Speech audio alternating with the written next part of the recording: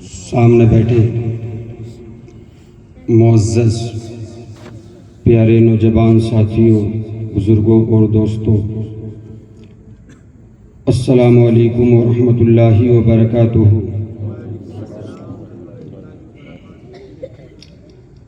الحمد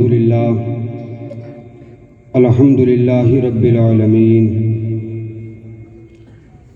والعاقبۃ للمتقین، والصلاة والسلام علی آل سید الانبیاء والمرسلین۔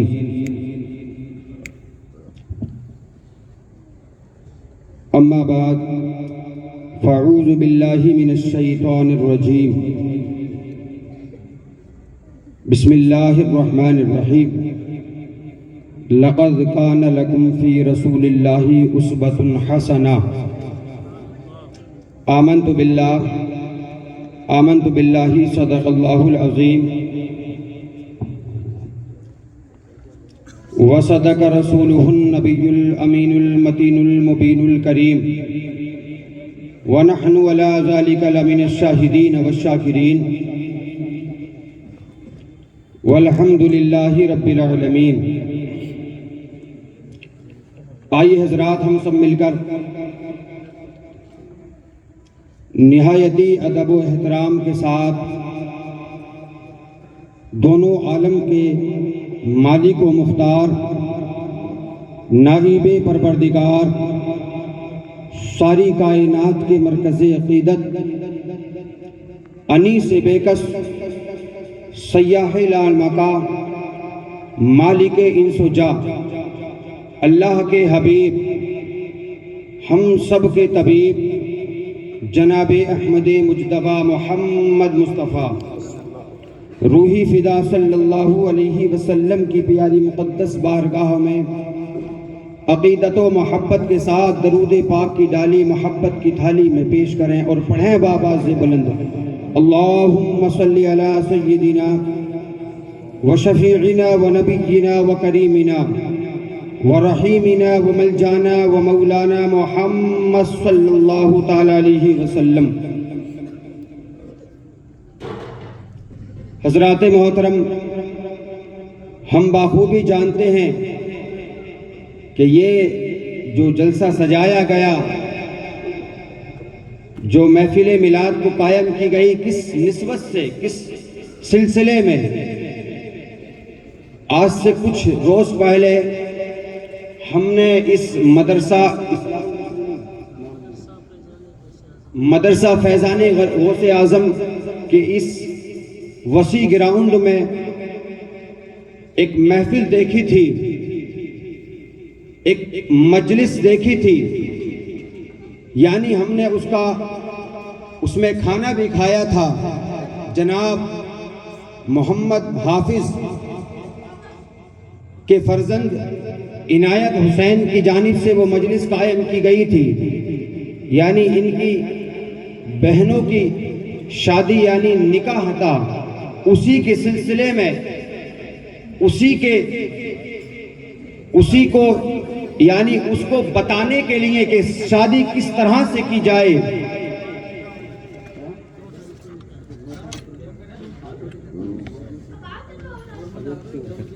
یعنی 9 فروری کو ان کی بہن کا نکاح جو ہے ہوگا۔ اور حضرات محترم، آئیے میں زیادہ وقت آپ کا نہ لیتے ہوئے چند اچھی باتیں آپ حضرات کے سامنے رکھوں، ایسی باتیں جو ہم سنتے تو ہیں، جو ہم ہر 8ویں دن اپنے مسجد کے امام صاحب سے سنتے ہیں مگر عمل نہیں کرتے۔ حضرات محترم، آئیے میں آپ حضرات کے سامنے ایک اشعار اعلیٰ حضرت کا پڑھتا ہوں، اور جو میرے دل کے سب سے زیادہ قریب ہے، میں پسند کرتا ہوں۔ اعلیٰ حضرت فرماتے ہیں، حضور کی بارگاہ میں عرض کرتے ہیں، انہیں جانا انہیں مانا، انہیں جانا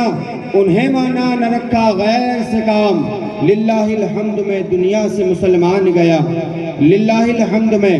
دنیا سے مسلمان گیا۔ حضرات محترم، اللہ تبارک و تعالی نے ہم کو زندگی دی ہے، اللہ رب العزت کی توفیق سے ہم دنیا کے اندر ہیں، زندہ ہیں، اپنی زندگی کو جی رہے ہیں، مگر حضرات محترم ہمیں کس طرح سے اپنی زندگی کو جینا ہے، کس انداز سے اپنی زندگی کو جینا ہے، اس بات پر میں آپ حضرات کے سامنے چند باتیں رکھوں گا کہ پکا مومن کامل کون ہوتا ہے، کون اللہ کا نیک بندہ ہوتا ہے۔ میرے دوستو، یہ شادی کی محفل ہے، حضرات محترم ان کی بہن کی شادی ہونے والی ہے۔ میرے دوستو، آج ہمارے معاشرے میں چند شادیاں ہوتی ہیں، ہمارے معاشرے میں ہماری بہن کی شادی ہوتی ہے، تو ان شادیوں کا یعنی ان شادیوں کی تقریب کس طرح سے ہوتی ہے، وہ کس طرح سے شادیوں کا جشن مناتے ہیں، ہم نے دیکھا ہے، ہم جانتے ہیں حضرات محترم کہ اس میں ڈھول تماشے ڈی جے وغیرہ بجتے ہیں، اس میں جو ہے شیطان بہت محفل میں ناچتا کودتا اور فانتا ہے، مگر حضرات محترم یہ وہ محفل ہے کہ یہ شادی کے موقع پر رکھی گئی ہے۔ حضرات محترم آئیے میں آپ حضرات کے سامنے بیان کروں کہ جس شادی میں نبی کا اللہ کا ذکر ہوتا ہے، جس شادی میں نبی پر درود، نبی پر صلاۃ و سلام پڑھا جاتا ہے، نبی کی نعت و منقبت پڑھی جاتی ہے، یہ صحابہ کا ذکر ہوتا ہے، اللہ کا ذکر ہوتا ہے، حضرات محترم وہ شادی قابل قبول ہوتی ہے، قابل احترام ہوتی ہے۔ اور حضرات محترم کبھی ان جو جن کے ساتھ یعنی جن کا نکاح ہونے والا ہے وہ دو جوزین بننے والے ہیں، کبھی ان کے اندر درار پیدا نہیں ہوتی ہے، نہ تو وہ معاشرے کے اعتبار سے ہے یعنی کسی اعتبار سے ان کے اندر درار نہیں پڑتی ہے، کیونکہ اس شادی میں جو بنیاد رکھی گئی ہے وہ اللہ کے ذکر سے رکھی گئی ہے، اس شادی میں اس نکاح کے اندر جو بنیاد رکھی گئی ہے وہ مصطفیٰ کے ذکر سے رکھی گئی ہے۔ جس شادی میں مصطفیٰ کے ذکر سے، جس شادی میں اللہ تبارک و تعالیٰ کے یعنی ذکر سے جو ہے بنیاد رکھی جاتی ہے، وہ شادی قابل قبول ہوتی ہے اور اس شادی کی کوئی مثال پیش نہیں کر سکتا حضرات محترم۔ اور جس شادی میں شیطان ناچتا ہے، جس شادی کے اندر ڈی جے بجتا ہے، جس شادی کے اندر خرافات ہوتی ہے، اس شادی میں یعنی ایسی مشکلات کا ہم کو سامنا کرنا پڑتا ہے۔ آپ نے دیکھا ہے کہ سماج کے اندر اگر کوئی بہو، کوئی بیٹی اپنے گھر یعنی اپنی سسرال گئی ہے تو ساس اس سے ناراض ہے، اگر ساس اس سے ناراض ہے، کبھی بہو اس سے ناراض ہوتی ہے۔ حضرات محترم گھر کے اندر تفرقہ ہوتا ہے، کوئی کسی پر جو ہے کوئی کسی سے ناراض ہوتا ہے۔ میرے دوستو انہی الفاظوں کو بتاتا رہوں گا حضرات محترم کہ مصطفیٰ کا فرمان کیا ہے، میں نے کون سی آیت کریمہ پڑھی ہے، مصطفیٰ کیا فرماتے ہیں۔ میرے دوستو اللہ تبارک و تعالیٰ آج انسان کے یہاں پر اگر جو شادی ہوتی ہے، آج انسان کے یہاں پر کوئی خوشی آتی ہے تو انسان کیا کرتا ہے، انسان جو ہے اپنے مکان پر ڈی جے بجاتا ہے، اپنے مکان پر ڈھولک بجاتا ہے، اپنے مکان پر جو ہے ایسے کھیل تماشے کرتا ہے۔ حضرات محترم اس کو یہ پتہ نہیں ہے، اس کو یہ معلوم نہیں ہے کہ اللہ نے خوشی دی ہے، یعنی اللہ ہی خوشی دینے والا ہے، اللہ ہی زندگی دینے والا ہے، نبی کے صدقے میں ہمیں یہ خوشی ملی۔ مگر میرے دوستو اس خوشی کے موقع پر ہمیں جو ہے خدا کے ذکر کو آباد کرنا چاہیے۔ اس خوشی کے موقع پر جب اللہ نے ہم کو یہ خوشی دی ہے، اس موقع پر ہمیں خدا کا ذکر کرنا چاہیے۔ اور میرے دوستو جس خوشی کے موقع پر جو بندہ مومن، جو اللہ تبارک و تعالیٰ کا بندہ، جو نبی کا امتی اگر کوئی یعنی خوشی کے موقع پر ذکر کرتا ہے تو اللہ تبارک و تعالیٰ اس خوشی کو دوبارہ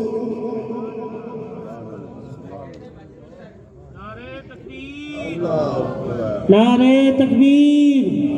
نعرہ رسالت، نعرہ رسالت،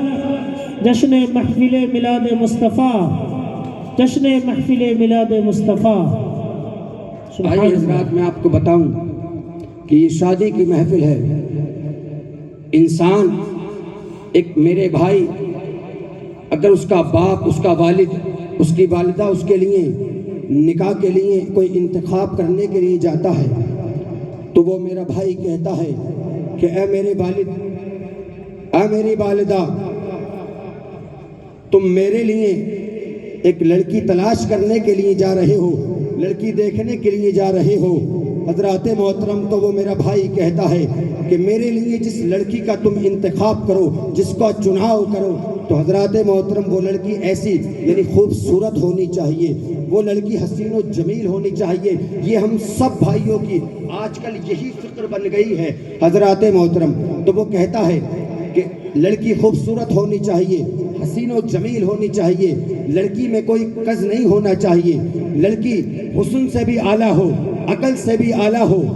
سیرت سے بھی اعلیٰ ہو۔ حضرات محترم، یہ سب باتیں میرا وہ بھائی کہتا ہے، اور اس کا اگر کوئی کالا ہو وہ بھی اس کی بھی یہی تمنا ہوتی ہے کہ لڑکی حسن والی ہونی چاہیے، اگر کوئی بدصورت ہو اس کی بھی تمنا یہی ہوتی ہے کہ لڑکی جو ہے حسین و جمیل ہونی چاہیے۔ حضرات محترم، آئیے میں حضرات کے سامنے بیان کروں اور آپ کو بتاؤں کہ اچھی سیرت، نمازن اور پرہیزگار قرآن کی تلاوت کرنے کے، یعنی جو قرآن کی تلاوت کرنے والی ہوتی ہے اس کا مقام کیا ہوتا ہے۔ جس لڑکی کا انتخاب وہ کرتا ہے اس کے یہاں پر جو بچہ پیدا ہوتا ہے، حضرات محترم، وہ کون بنتا ہے اور وہ کس کا غلام بنتا ہے۔ میں آپ حضرات کو بتاؤں، اگر وہ بدصورت بھی ہے، اگر وہ کالا کلوٹا بھی ہے، مگر اس کی تمنا یہی ہے کہ میری گھر والی، میری بیوی جو ہے وہ حسین و جمیل ہو۔ اب اس کی شادی ہوئی اور شادی ہونے کے بعد جب اس کی دلہن اس کے یہاں پر آئی، وہ صورت سے بدصورت ہے، یعنی وہ کالا کلوٹا ہے، اس کا بھائی اس سے زیادہ خوبصورت ہے۔ اب وہ اس کی جو گھر میں آئی تھی وہ اس کے بھائی کو دیکھنے لگی، اس کو سائٹ کر دیا۔ حضرات محترم، آج کل ہمارے سماج میں اس بات کو، یعنی اس بات کا جو ہے چرچا ہو رہا ہے، دیکھا جا رہا ہے۔ حضرات محترم، مگر قربان جائیے ان کی محبت پر جو یعنی صورت کو نہیں سیرت کو دیکھتے ہیں۔ حضرات محترم، اگر ہماری تمنا ہوتی، ہماری آرزو ہوتی، وہ میرا بھائی وہ صورت کو نہ دیکھتا، وہ چہرے کو نہ دیکھتا، بلکہ یہ دیکھتا کہ وہ قرآن کی تعلیم کرنے والی ہے نہیں، قرآن کی تعلیم سیکھے ہوئے ہے یا نہیں، نماز پنجگانہ پڑھتی ہے یا نہیں، جو ہے مصطفیٰ پر درود پڑھتی ہے یا نہیں، یعنی جو ہے فاطمہ الزہرا رضی اللہ تعالی عنہا کے نقش قدم پر چلنے والی ہے یا نہیں۔ حضرات محترم، جس دن ہماری قوم کے نوجوانوں کی، جس دن ہماری یہ عادت بن جائے گی، یہ ہمارا قول بن جائے گا، یہ ہم جو ہے اس بات کا تصور کرنے لگیں گے، اس بات کو سوچنے لگیں گے، تو ہمارے سماج میں کوئی فتنہ و فساد نہیں ہوگا۔ ہمارے سماج جو ہے یعنی ایک جو ہے سیدھے سٹیک راستے پر چلنے والا بن جائے گا۔ آج وہ لوگ بھی جو ہم سے پیچھے تھے، آج وہ لوگ جو یعنی وہ جو کہتے تھے کہ مسلمان قوم سب سے آگے ہے، مسلمان قوم جو ہے مسلمان قوم سب سے آگے ہے، مگر حضرات محترم آج کا ماحول آپ نے دیکھا ہے، یعنی آپ دیکھتے ہیں نیوز، آپ دیکھتے ہیں واٹس ایپ، آپ دیکھتے ہیں فیس بک، اس پر طرح طرح کی خبریں ہم دیکھتے رہتے ہیں، نیوز پر پڑھتے رہتے ہیں کہ مسلمان جو ہے تعلیم یافتہ نہیں ہے، مسلمان کے بچے قرآن کی تلاوت یعنی جو ہے تعلیم یافتہ نہیں ہے۔ حضرات محترم، تو اس کی وجہ کیا ہے؟ اس کی وجہ یہ ہے کہ ہم نے جو ہے چناؤ ٹھیک سے نہیں کیا، انتخاب ٹھیک نہیں کیا۔ اگر ہم اپنے بیٹے کا انتخاب ایسی لڑکی کے ساتھ کرتے، اگر ہم اپنے بیٹے کا چناؤ ایسی لڑکی کے ساتھ کرتے کہ جو قرآن کی تعلیم کرنے،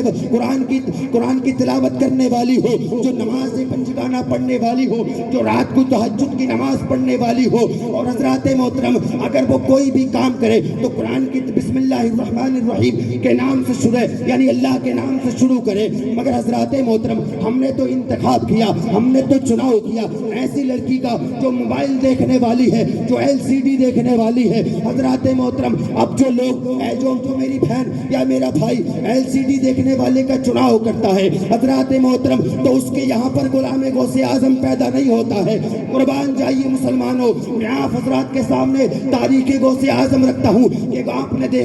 نے سنا ہوگا کہ غوث اعظم کی زندگی کیا ہے، غوث اعظم کا مقام و مرتبہ کیا ہے۔ ہم سب لوگ جانتے ہیں کہ کتنا مقام و مرتبہ دنیا کے اندر غوث اعظم کا بلند ہے، اللہ کی بارگاہ میں بھی مقام و مرتبہ ان کا بلند ہے۔ کیوں بلند ہے؟ اس لیے بلند ہے کہ آپ گیلان میں پیدا ہوتے ہیں اور گیلان سے بغداد جاتے ہیں، یعنی جو ہے آپ نے جو ہے علم دین کی تعلیم حاصل کی، اور علم دین کی تعلیم حاصل کرنے کے بعد 40 سال تک جو ہے یعنی عشاء کے وضو سے فجر کی نماز پڑھی، آپ نے ہر کام جو ہے خدا کی رضا کے لیے کیا، آپ نے جو ہے اپنی زندگی کا ایک ایک لمحہ جو ہے، آپ نے اپنی زندگی کا ایک ایک منٹ جو ہے وہ خدا کے دین کے لیے قربان کیا۔ میرے دوستو، کس لیے؟ کیونکہ ماں کی تربیت تھی، باپ کی تربیت تھی۔ باپ جب موسیٰ جنگی دوست ہو اور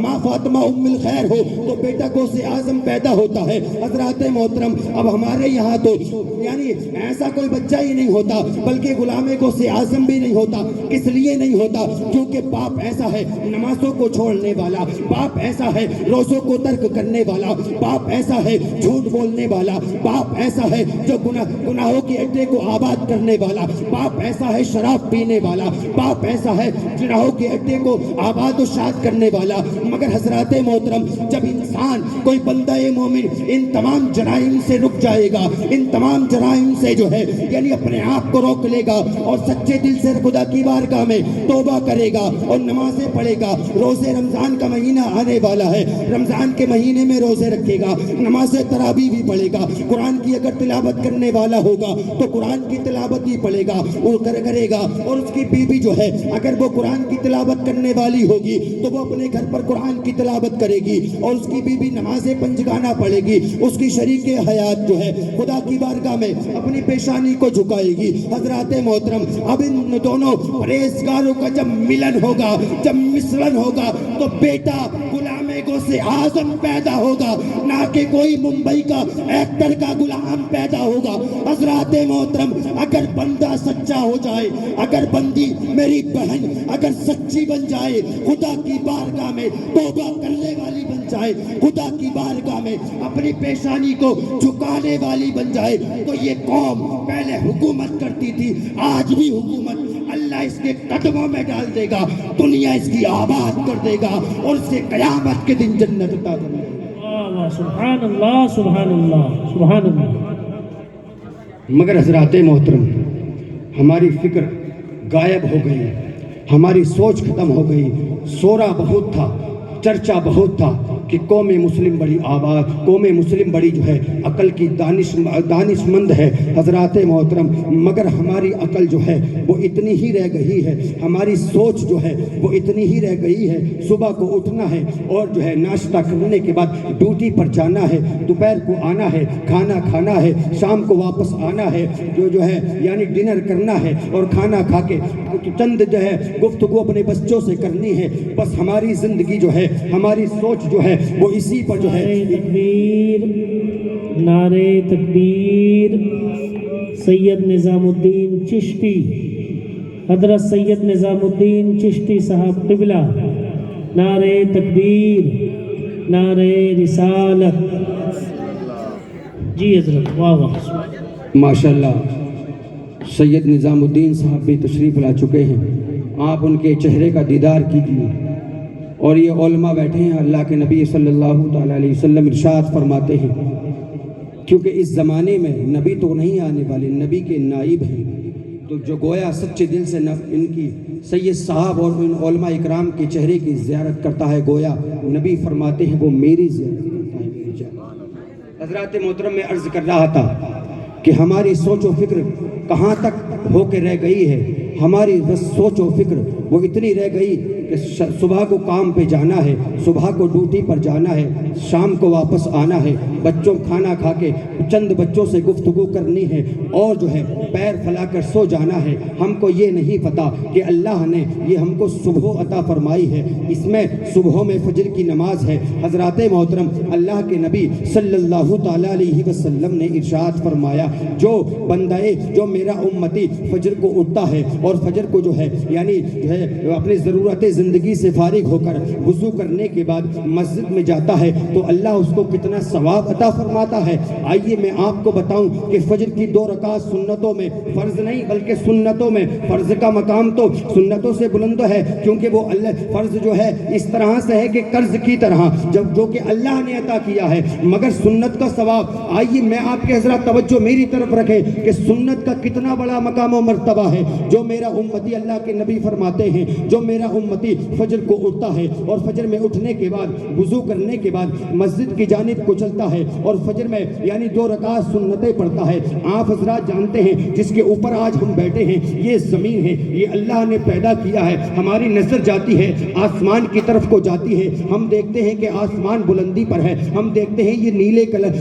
کلر کا ہے. حضرات محترم ہماری نظر جاتی ہے آسمان کی طرف, ہماری نظر جاتی ہے پہاڑوں کی طرف, ہماری نظر جاتی ہے دریاؤں کی طرف, ہماری نظر جاتی ہے بلڈنگوں کی طرف, تو ہم اس بات پہ ہماری عقل رک جاتی ہے کہ واہ کیا بلڈنگ ہے, واہ کیا پہاڑ ہے, کیا زمین ہے, کیا آسمان ہے. مگر یہ پیدا کرنے والا ہمارا خدا ہے. اللہ نے ہی زمین کو پیدا کیا ہے ہمارے لیے, اللہ نے ہی آسمان کو پیدا کیا ہے ہمارے لیے. حضرات محترم ہم سب جانتے ہیں کہ یہ کائنات کو جو بنایا ہے اللہ نے ہم سب کے لیے بنایا ہے. مگر میرے دوستو اس کائنات کے اندر جو اتنی کچھ چیزیں ہیں, اس کائنات کو جو اللہ نے چیزوں سے سجایا ہے سب ہمارے لیے سجایا ہے. اب ہمارا جو ہے ذہن رک جاتا ہے. حضرات محترم اللہ کے نبی ارشاد فرماتے ہیں کہ جو فجر کی جو سنتیں پڑھتا ہے, جو فجر کی 2 رکعت سنتیں پڑھتا ہے, حضرات محترم تو کائنات کے اندر جو کچھ ہے, کائنات کے اندر جو کچھ ہے, یہ زمین, یہ آسمان, یہ پہاڑ, یہ ندیاں,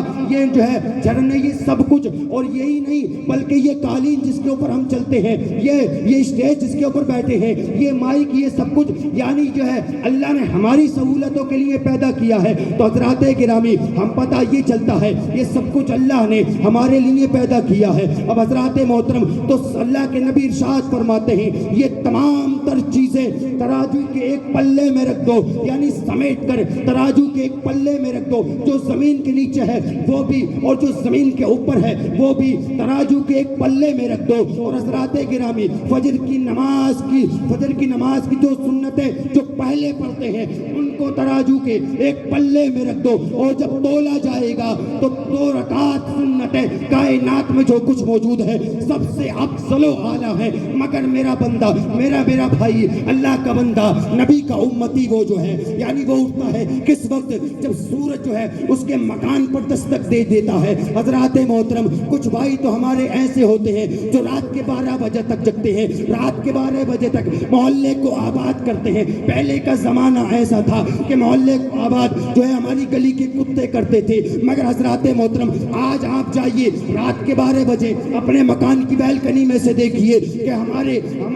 یعنی محلے کے کتے نہیں بلکہ ہم ہی میں سے چند وہ میرے بھائی ہیں, وہ میرے نوجوان ہیں جو محلے کے گلی کوچوں کو آباد کر رہے ہیں. اب وہ گلی کوچوں کو آباد نہیں کر رہے بلکہ اپنی زندگی کو تباہ و برباد کر رہے ہیں. حضرات محترم امام صاحب بھی یہاں پر ہیں. اگر کوئی بندہ عشاء کی نماز پڑھ کر جب سوتا ہے تو اللہ تبارک و تعالی اس کی پوری رات جو ہے عبادت میں لکھتا ہے, اور جب وہ فجر کی نماز پڑھنے کے لیے اٹھتا ہے اللہ تبارک و تعالی جو ہے اس کے چہرے پر جو ہے حسن عطا فرماتا ہے. کس لیے؟ کیونکہ وہ عشاء کی نماز پڑھ کر وقت پر سوئے گا اور وقت پر اٹھے گا, اللہ کا شکر ادا کرے گا. حضرات محترم اللہ نے ہم کو کیوں پیدا کیا؟ اللہ نے ہم کو اس لیے پیدا کیا میرا